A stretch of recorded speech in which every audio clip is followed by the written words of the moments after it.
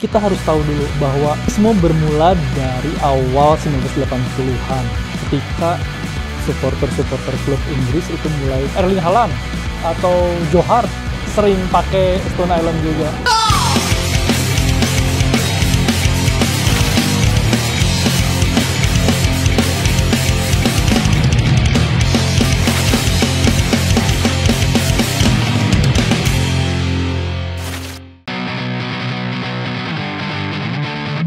Yo, what's up, Let's and Let's. Ketemu lagi dengan gue, Albert Draktan.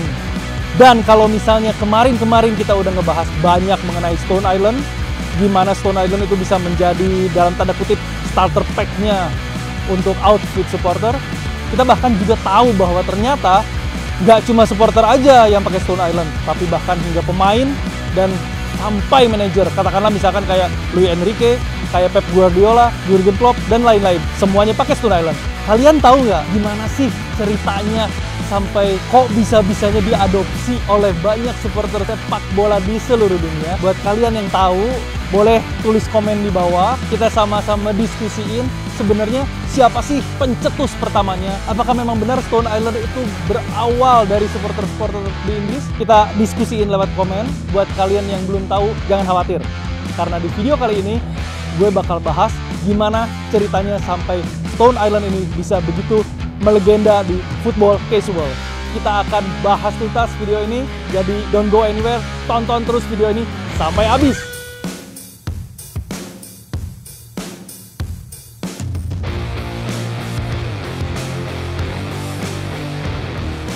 Nah, sebelumnya gue mau nanya nih, di antara kalian yang nonton YouTube-nya Albert Draktan ini, apakah kalian semua udah pernah nyetadion? Mungkin ada beberapa di antara kalian yang belum pernah nyetadion sama sekali.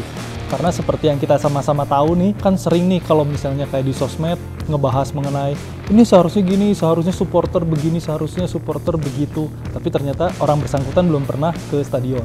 Nah, saran dari gue adalah coba sekali-sekali datang ke stadion dan terus kemudian menganalisa bukan hanya dari sisi permainan sepak bolanya itu sendiri atau pemain-pemainnya doang, tapi juga dari supporternya. Kita bisa sama-sama lihat ya, itu mayoritas penonton atau supporter atau fans itu menggunakan atribut warna atau club colors, atribut kebanggaan, atribut kebangsaan itu dipakai. Kayak misalkan contohnya kita sebut aja misalnya kayak Persija misalkan mayoritas warna merah dan atau oranye. Persebaya misalnya kita bisa lihat mayoritas warna hijau, atau klub-klub yang baru muncul seperti Bali United hampir semuanya warnanya merah dengan ada nuansa hitam, atau bahkan seperti yang di belakang ini Persib misalkan biru, ya kan? Ini semua menjadi mayoritas warna yang ada di tribun. Tapi tahukah kita ada beberapa orang yang tidak menggunakan warna yang identik dengan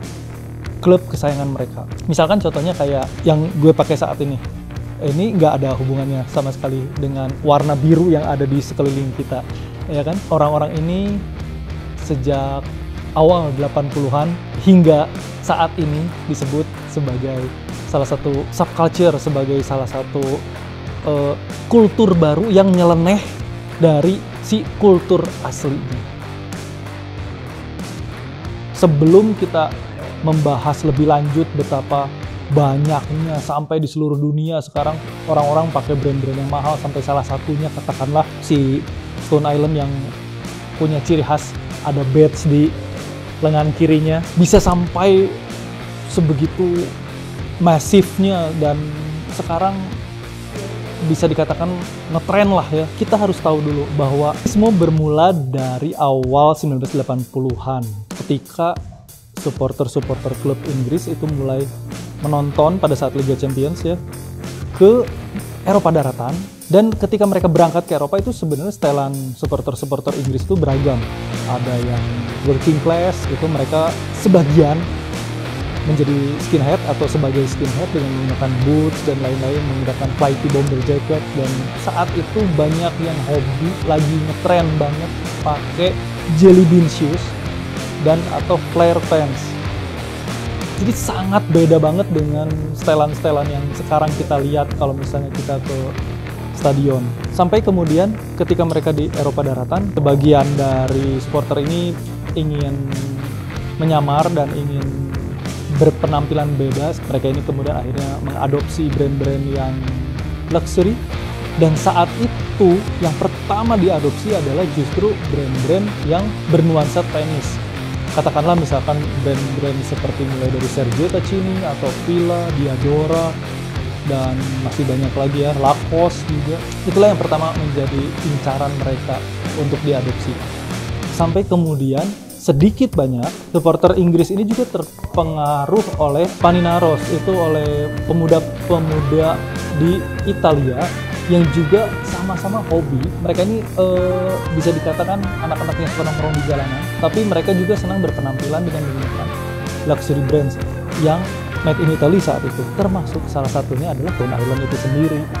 Nah, sehingga akhirnya si supporter-supporter klub Inggris ini mulai bertanya-tanya gitu, ini apa nih, apa ini? Cari tahu namanya. Terus kemudian mereka cari tahu dan akhirnya dapat, oh namanya Stone Island. Di mana nih dapetinnya? Terus brand apa ini?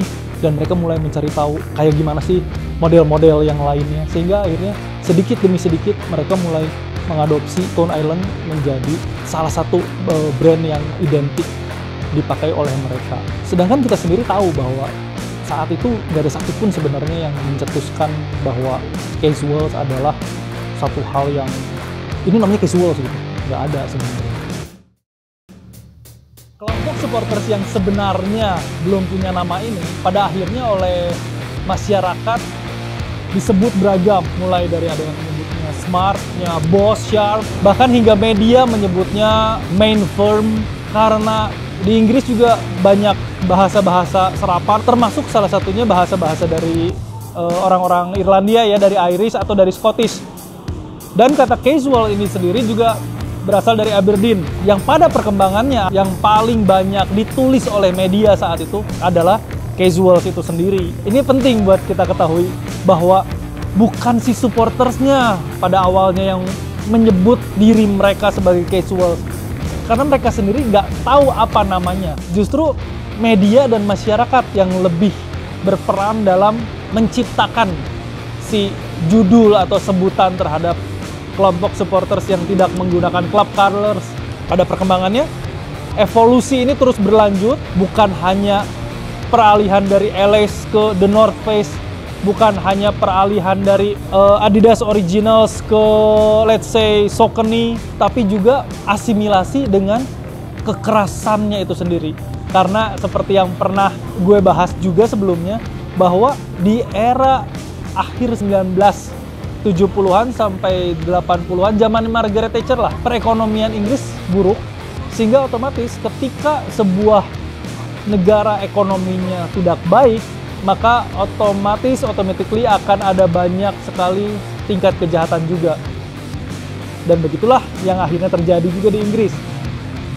Banyak kriminalitas yang dilakukan oleh masyarakat Inggris saat itu, banyak yang suka sepak bola. Akhirnya banyaklah juga tindakan kriminal yang dilakukan oleh supporter sepak bola. Hooliganism itu terjadi bukanlah karena gue pakai Stone Island, melainkan karena memang sebab dan akibat. Kalau misalnya kita fast forward ke zaman sekarang, ketika katakanlah orang-orang yang dahulu banyak melakukan tindakan kriminal dalam nama sepak bola, udah banyak yang di-ban dan nggak bisa lagi ke stadion, dan kemudian mereka cuma bisa nonton di bar, atau yang udah menua dan pensiun, dan atau hijrah lah katakan ya, hijrah dalam artian berbagai arti, bisa ada yang lebih menjadi taat agama, ataupun juga bisa hijrah menjadi being a nicer person ya. Kita bisa lihat di zaman-zaman sekarang ini ya, budayanya udah beda. Karena kalau misalnya kita sekarang ngelihat liga-liga di Eropa ya, atau katakanlah Inggris, terus kemudian ada yang nggak sengaja ke-shoot gitu ya, terus pakai Stone Island, itu bisa dikatakan sekarang, bisa dibilang bahwa si orang yang di-shoot itu bukan hooligan. Dia hanya penonton umum aja mungkin, bahkan yang memang membeli luxury brand, dan kebetulan dia sukanya produk tersebut gitu, Stone Island. Kalau misalnya kita balik lagi mundur, tadi itu intermezzo lah ya, kalau kita balik lagi mundur ke tahun 80-an, akhirnya semakin banyak kekerasan yang dilakukan dalam nama sepak bola, sehingga akhirnya sampai terjadi tragedi Heysel ya kan, atau Hillsborough disaster. Meskipun itu tidak ada hubungannya dengan kekerasan sepak bola ya, tapi terjadi dan korbannya adalah supporter sepak bola dan lain sebagainya, sehingga akhirnya mengakibatkan FA ya dan atau pemerintah Inggris pada umumnya sampai harus berpikir keras gimana caranya untuk menghapuskan kriminalitas di sepak bola ini, dan akhirnya mereka membuat pagar harus dibongkar semuanya, tribun yang tadinya standing terraces menjadi semuanya harus ada tempat duduknya, dan apalagi terus kemudian modern football masuk, bagaimana Premier League berubah menjadi yang tadinya sebuah olahraga berubah menjadi sebuah bisnis, menjadi industri. Ini semua menjadi sebab dan akibat, menjadi saling berkaitan antara supporter, antara sepak bola, antara fashion yang mereka pakai, bagaimana passion mereka, hasrat mereka, evolusi passion ini berpengaruh ke seluruh dunia, bahkan termasuk salah satunya ke Indonesia. Jadi gue pernah membahas mengenai bagaimana Stone Island ini bisa tembus ke Indonesia. Kalian bisa nonton, buat yang belum nonton, gue pernah bahas, boleh langsung diklik aja link ini. Sehingga ketika kalian menonton video yang kali ini, kalian juga bisa tahu bagaimana sih ceritanya sampai Stone Island itu bisa masuk ke Indonesia. Dan jika kita bicara mengenai evolusi di fashion ini, kita sama-sama tahu bahwa katakanlah misalnya tentang Stone Island, tidak semuanya series dari Stone Island atau motifnya tepatnya itu bisa masuk dipakai oleh si kelompok supporters yang kemudian disebut sebagai casuals ini. Contoh misalnya katakanlah model ini diadopsi oleh casual, dan katakanlah misalkan ada model yang persis sama tapi mungkin motifnya bunga-bunga, itu nggak casual. Jadi kalian harus tahu bahwa tidak semuanya brand yang identik dengan football casuals, dengan T-Race casuals bisa seenaknya dipakai. Ada yes or no juga gitu di situ. Kayak ada tuh Stone Island yang misalnya motifnya kayak zebra gitu, itu nggak masuk juga ke casual, ya kan? Tapi kayak yang misalkan yang aneh, misalkan kayak hand corrosion, sebagian bilang oke, bisa diadopsi, sebagian lagi bilang oh itu lebih ke untuk kolektor. Jadi unwritten law lah, nggak ada pakem yang tepat, nggak ada pakem yang jelas untuk menentukan ini masuk casual, ini enggak. Ketika misalkan katakanlah Pep Guardiola pakai crew neck lagi spring summer ya misalkan ya, atau pakai down jacket ketika autumn winter. Ketika dia pakai crew neck, biasanya Pep Guardiola kan memang lebih senang mencopot si badge atau si patch-nya kan. Kita cuma akan tahu bahwa Pep Guardiola pakai Stone Island karena dari si ada dua kancingnya di sini. Misalkan Pep Guardiola pakai misalkan katakanlah bunga-bunga gitu, yaitu hak Pep Guardiola, sah-sah aja. Toh lagian Pep Guardiola bukanlah seorang T-Race casual, bukanlah seorang football casual. Ya dia pakai aja. Atau misalkan Erling Haaland atau Joe Hart sering pakai Stone Island juga.